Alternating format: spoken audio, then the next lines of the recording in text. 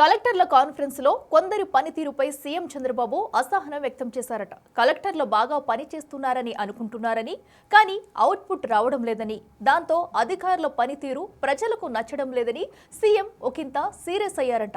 ఎవరి కోసం పని చేస్తున్నామో వాళ్ళకే మనం నచ్చకపోతే సంథింగ్ ఏదో ఉందని, దానిపై ఆత్మ పరిశీలన చేసుకోవాలని దిశానిర్దేశం చేశారట. ఒక డిపార్ట్మెంట్ లో అవుట్ స్టాండింగ్ పెర్ఫార్మెన్స్ ఉందని, మరో డిపార్ట్మెంట్ ఇంకా పికప్ కాలేదన్న చంద్రబాబు ప్రతి ఒక్క సిటిజన్ వివరాలు ఆన్లైన్ కావాలని ఆదేశించారట. ఆ క్రమంలో హార్డ్ వర్క్ కాదు స్మార్ట్ వర్క్ కావాలని గైడ్ చేశారట. చంద్రబాబు పారదర్శకంగా అధికారులతో ముఖాముఖి తన అభిప్రాయాలు వెల్లడిస్తుంటే వైసీపీ నేతలు దానిపై విమర్శలు గుప్పిస్తుండటం చర్చనీయాంశంగా మారింది. కలెక్టర్ల కాన్ఫరెన్స్ లో ప్రభుత్వ పనితీరుపై ముఖ్యమంత్రి చంద్రబాబు నాయుడు కీలక వ్యాఖ్యలు చేశారు. ప్రభుత్వ యంత్రాంగం శ్రమిస్తున్నప్పటికీ ప్రజలు ప్రభుత్వ పనితీరును మెచ్చుకోవడం లేదని ఆయన స్పష్టంగా చెప్పారు. రాష్ట్ర ప్రభుత్వంపై ప్రజల్లో తీవ్ర అసంతృప్తి ఉందని పరోక్షంగా అంగీకరిస్తూ ఇది ప్రభుత్వానికి హెచ్చరికగా భావించాలని అధికారులకు సూచించారు.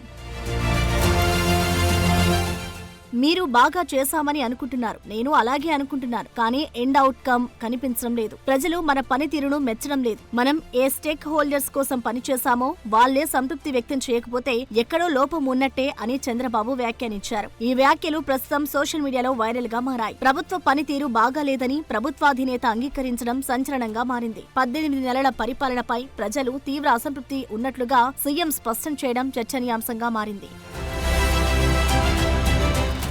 కొన్ని శాఖలు అద్భుతంగా పనిచేస్తున్నాయని, అయితే మరికొన్ని శాఖలు ఇంకా పుంజుకోలేదని సీఎం మరో కీలక వ్యాఖ్య చేశారు. శాఖల మధ్య పనితీరు తేడాలు ప్రభుత్వానికి సమస్యగా మారుతున్నాయని చెప్పారు. ఈ పరిస్థితిని సరిదిద్దాలంటే సమన్వయం, బాధ్యత పెరగాల్సిన అవసరం ఉందని అధికారులను హెచ్చరించారు.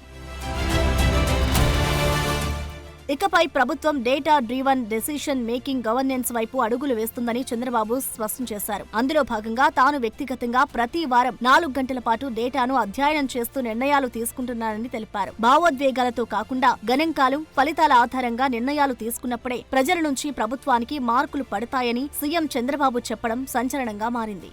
నేను మీకు అందరికీ రిపీటెడ్గా చెప్తున్నా, రాబోయేది data driven decision making governance.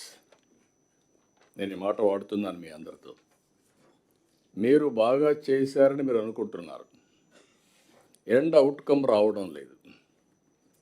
మీరు బాగా చేశామని అనుకుంటున్నాం, నేను కూడా, కానీ ప్రజలు మెచ్చడం లేదు. ఏ స్టేక్ హోల్డర్స్ కోసం పనిచేసామో వాళ్ళు మెచ్చకపోతే దెర్ ఈజ్ సంథింగ్. ఒక డిపార్ట్మెంట్ అవుట్ స్టాండింగ్ పర్ఫార్మెన్స్ ఉంది, ఒక డిపార్ట్మెంట్ ఇంకా పికప్ కాలం. ఇలాంటివి కూడా సమస్యలు ఉన్నాయి. అందుకే నేను వారానికి ఒక 3-4 గంటలు డేటా మీద కూర్చుంటాను.